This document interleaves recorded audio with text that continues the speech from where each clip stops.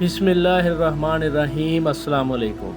एक अहम वीडियो के साथ आपकी खिदमत में हाजिर हैं। बात करेंगे ज़िक्र कल्ब जब जारी होता है तो उसकी क्या अलामात होती हैं। ज़िक्र कल्ब के जारी होने की दो अलामात हैं, दो साइंस हैं। एक है इंटरनल, एक है एक्सटर्नल। ज़ाहरी साइंस और अंदरूनी साइंस, इन दोनों के ऊपर बात करेंगे।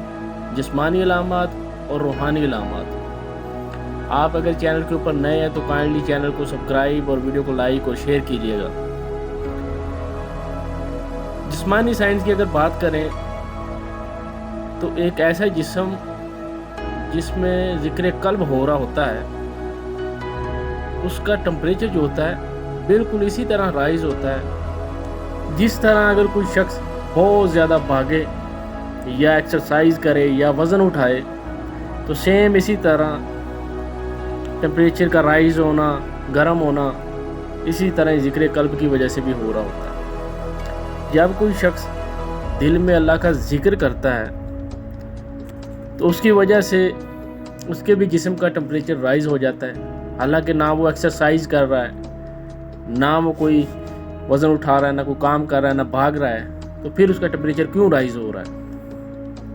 तो बार बार जो दिल के ऊपर ज़रब लगती है, दिल की धड़कन के साथ अल्लाह हू की, उसकी वजह से जिस्म में नूर बनना शुरू होता है। नूर जो है वो खून में मुंतकिल होता है और खून में मुंतकिल होकर जिस्म के टेम्परेचर को बढ़ा देता है, जिसकी वजह से उस शख्स का जो ज़िक्र कल्ब कर रहा होता है जिस्म का टेम्परेचर बढ़ जाता है। उसे यूँ महसूस होता है कभी कभी कि मुझे बुखार हो गया। जिस्म, चेहरा, कान गर्म हो जाते हैं, चेहरा और कान लाल होना शुरू हो जाते हैं, क्योंकि जो ज़िक्र होता है ये 24 घंटे वक्फे से, कभी कभी ये वक्फे के साथ 24 घंटे चलता है। और उस असर की वजह से उसका जो टेम्परेचर होता है जिस्म का, वो सेम इसी तरह ही राइज होता है जिस तरह कोई एक्सरसाइज कर रहा होता है।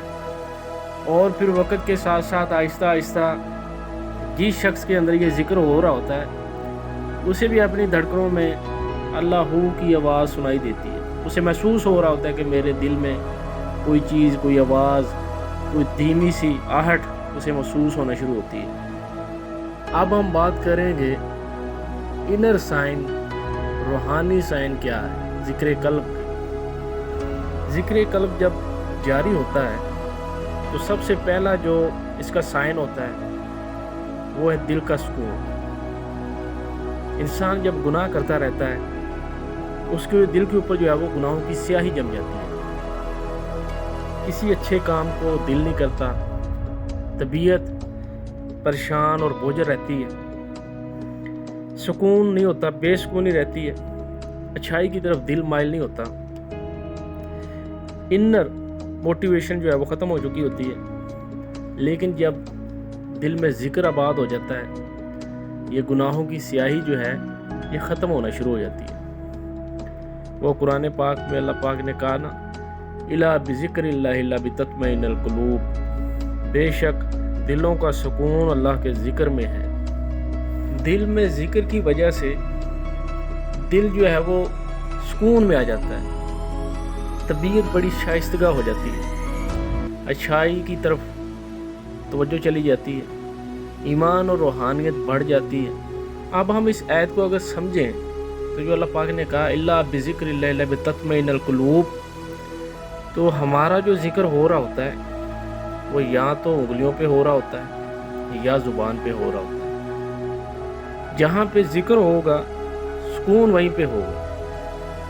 तो हम किस चीज़ को सुकून दे रहे हैं? एक तो हमारी उंगलियाँ हो गई, हाथ हो गए, दूसरा हमारी ज़ुबान होगी, चेहरा हो गया। दिल और सीना सुकून में नहीं है, हमारे ख्यालात नापाक हैं, बेचैनी है, हलचल है अंदर। उसके लिए क्या हो? उसके लिए जब तक हम दिल में ज़िक्र नहीं करेंगे तो दिल का सुकून नहीं पाएंगे। ये सीधी सीधी बात है कि दिल को सुकून तभी मिलेगा जब दिल में ज़िक्र होगा। अब इस चीज़ को यूँ समझें कि दो शख्स किसी रेलवे स्टेशन के ऊपर या बस स्टेशन के ऊपर खड़े हैं دونوں میں سے ایک کے پاس ٹکٹ ہے، دوسرے کے پاس ٹکٹ نہیں ہے۔ اب جائے گا کون؟ جس کے پاس ٹکٹ ہے، دوسرا وہیں پہ کھڑا رہ جائے گا، اس کو تو وہ چیز نہیں ملے گی، اس کو جانے کے لیے وہ ٹکٹ حاصل کرنا ہوگی۔ اسی طرح ہمیں اپنے دل کو آباد کرنے کے لیے، دل کو سکون میں لانے کے لیے دل میں ذکر کا جو ہے وہ طریقہ کار وہ اختیار کرنا ہوگا۔